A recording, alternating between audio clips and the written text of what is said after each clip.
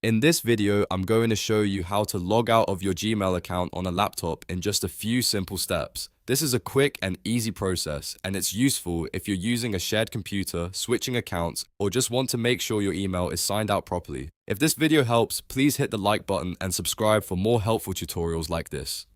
Alright, let's get started. First, open your browser and go to mail.google.com. You can type that directly into the address bar and press enter.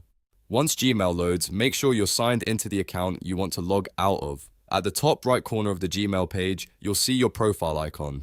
This is usually your profile picture, your initial, or a small circle showing the account you're currently using. Click that profile icon to open the account menu. A small panel will appear with your Google account details and a few options. From here, look for the sign out button and click it.